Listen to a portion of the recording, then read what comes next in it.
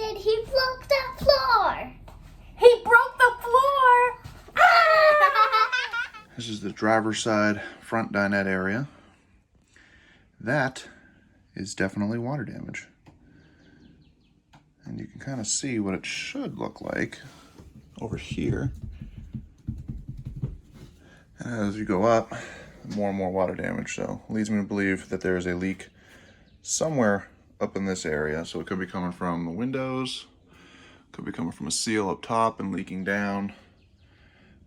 I guess it could be coming from even the front hitch area and leaking its way back while you drive, but you can kind of hear it.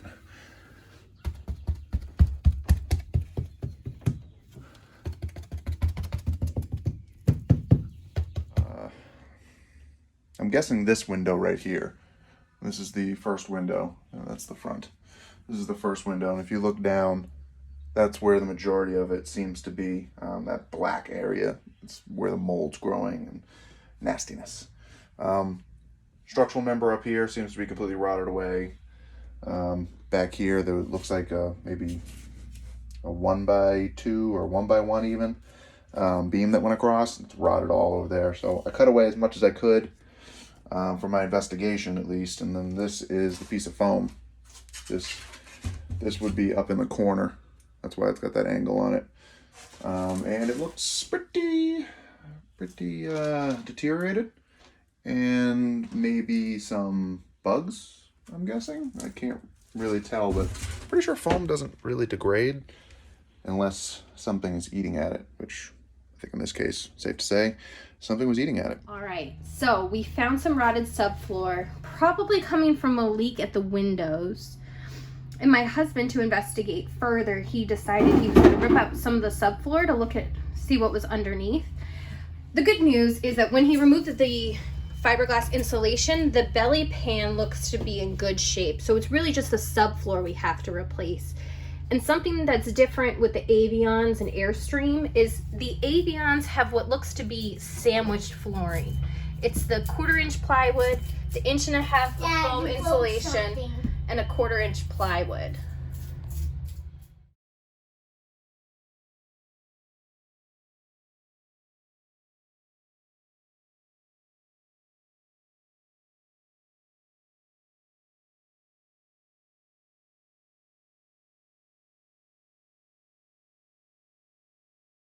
It's important to notice which way it's spinning, because you don't want it to be spinning into your eyes. Preferably when using a cheek poker. You want it out of your retinas.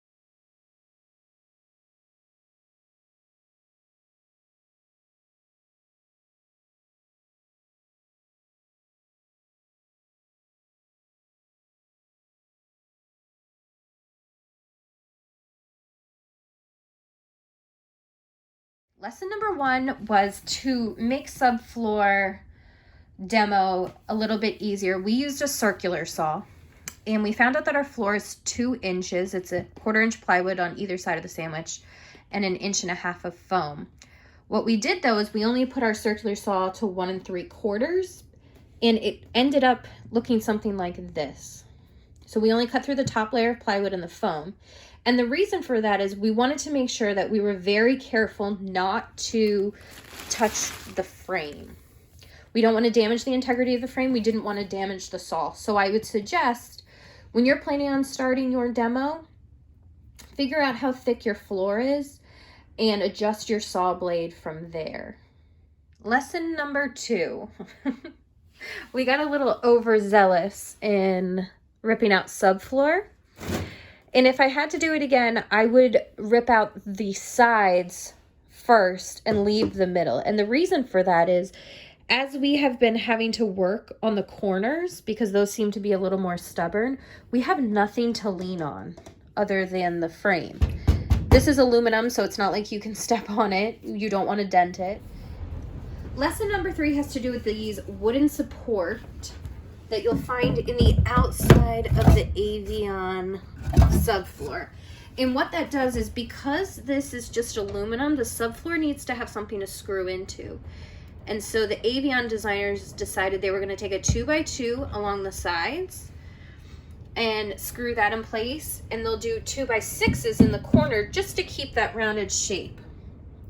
The problem is, when you need to replace these because it's rotted, there are so many screws that are keeping it secure. So we were trying to pull it off. We were so confused as to why it wasn't working. Shout out to my father-in-law, who had suggested we take off this lower skin just to see with what we were working with. And so we did that. This is called a U channel.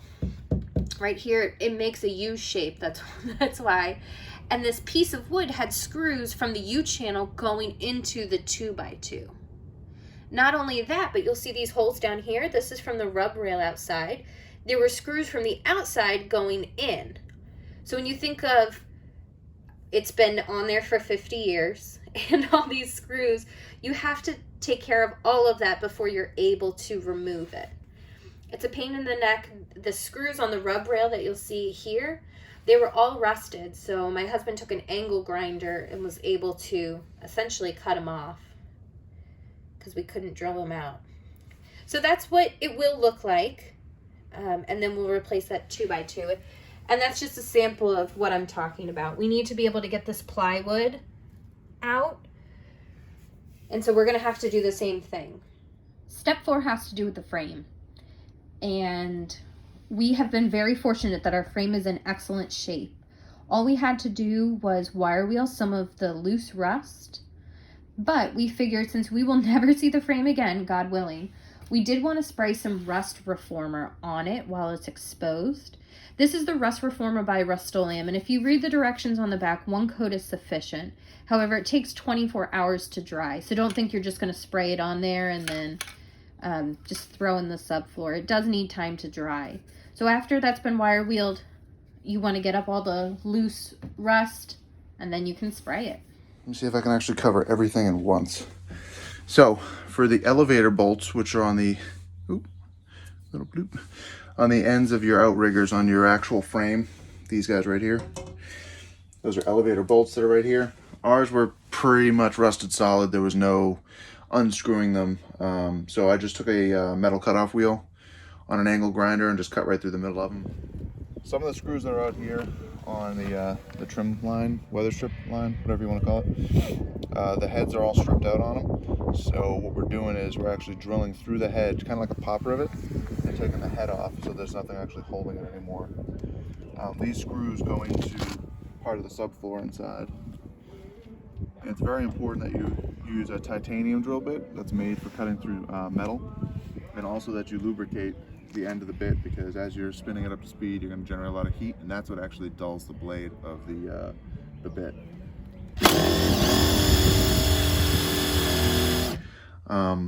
Originally used titanium drill bits, and I was consistently snapping them and wearing them out.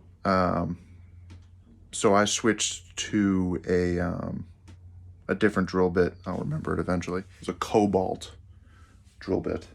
Ace Hardware has them. Home Depot, Lowe's, pretty much any hardware store is going to have it. Those are much stronger drill bits, so they should drill through that rusted steel pretty easily. I used PB Blaster as a cutting lubricant.